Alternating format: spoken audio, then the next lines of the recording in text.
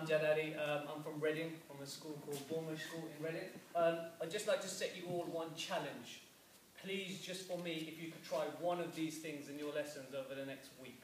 Okay, so I'm going to share about 6 or 7 things, depending on when the dog's thrown at me. Okay, and just try one of them. If you do, send me a little tweet, just say I tried that, it worked well, or I tried it and it was horrendous, and let me know, so I won't share it with anyone else anymore. Okay, first one, raffle tickets. Very, very simple thing to use, very, very easy.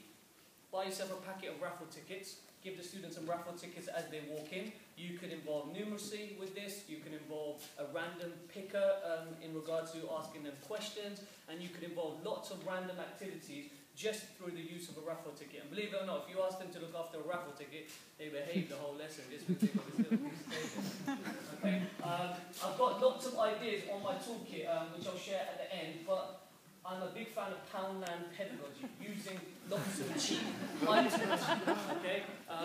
Using lots of cheap items to empower your students or to enhance probably mundane everyday activities. So have a look at the toolkit, I'll show you at the end. Okay, next one, shadowing.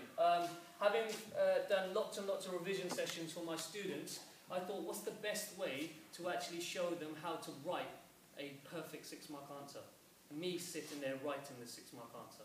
So what I got them to do was, I set up a table in the middle of the room, I sat down, they all surrounded me, I showed them how I would circle a keyword, how I would understand a command word, and how I'd actually go about writing that 6-mark answer by writing the 6-mark answer in 6 minutes. And then I would get them to do it, and others to shadow each other. Okay, so a very, very simple activity in which it involves you demonstrating to them how to do the exam that you're teaching them to do.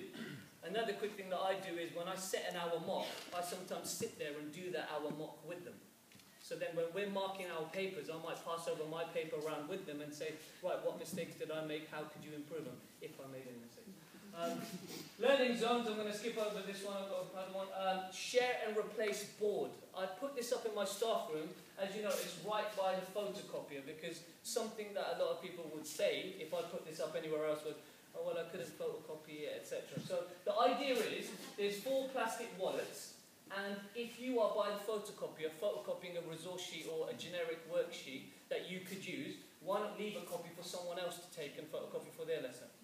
And then if somebody else comes along, takes that photocopied sheet, they put another activity. So there should never be 4 sheets on there rolling over. There should always be 4 different sheets rolling over and over, depending on who's at the photocopier at the time. And we know lots of people use photocopiers. So, share and replace board. Okay, very, very simple. You could put it in your department, put it by your staff room, put it wherever you want. You could even have it in a 6th form area where the students share and replace things with each other. Okay, a quick strategy that you could use. When marking books, I found it really, really annoying marking and correcting the same spelling mistakes. So what I've done was just write a list out. They weren't spelled this bad, I just exaggerated them.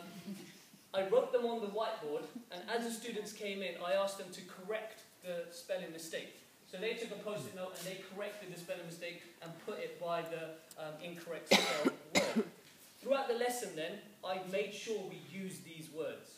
If they were writing any extended text, they would have to use these words. And all they would do then, if they couldn't remember how to spell it, or if they had a spelling mistake like that in their book, would just go up to whiteboard and take the post-it note and help themselves to correctly spell that word. They might then keep that post-it note in their book, so instead of me having to correct the spelling mistake over and over again, they would just get somebody else to independently check the correct spelling of their words. Another one, director of learning. I've seen a few iPads here.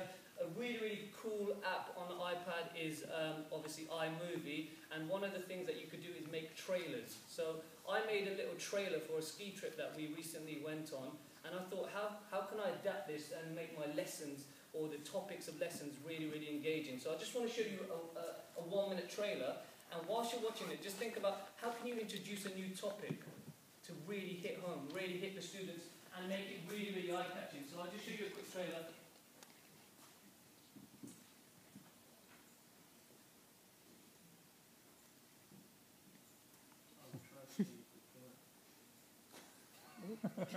Thanks, Rob.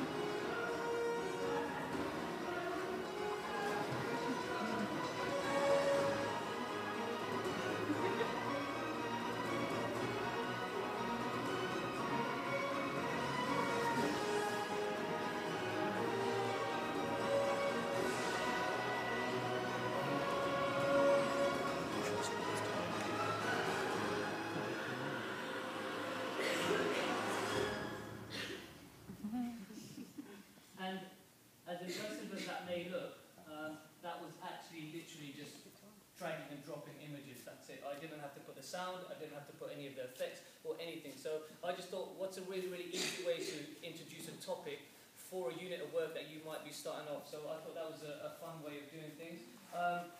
Very quickly, think, tax and knowledge bank. I'm really into the independent learning element of students really pushing themselves, and I've set up a little help desk in the corner of my room where I would say, instead of coming to me, go to the help desk. Think tax is something that I've been using where I say to students, to talk to me will cost you a coin, will cost you a piece of think tax, okay? And things could then cost a certain amount. Again, more information is on the toolkit, but you can extend that to actually having a knowledge bank where you provide students with a statement at the end of each week, where they might actually get into credit by answering other students' questions, where actually they would lose think tax if they actually relied on me to give them the answer. If I did have time, I would have done this. I would have put balloons under each and every one of your seats, okay? And a quick starter activity that I use with students is I put an envelope under their seats. And then when the music starts, usually Mission Impossible, something really loud and cheesy, they rip open the balloons, they rip open the envelopes, and there's a balloon in the envelope. They blow up the balloon, they pop the balloon, and within the balloon there's a question. They then have to answer the question. Or another thing you could do is write a letter on the balloon. They blow up the balloons and they have to arrange themselves in a line. Some people often say to me, okay, what happens if a student can't blow the balloon? So I bought this from the pound shop as well. And that's it, guys. Thank you very much.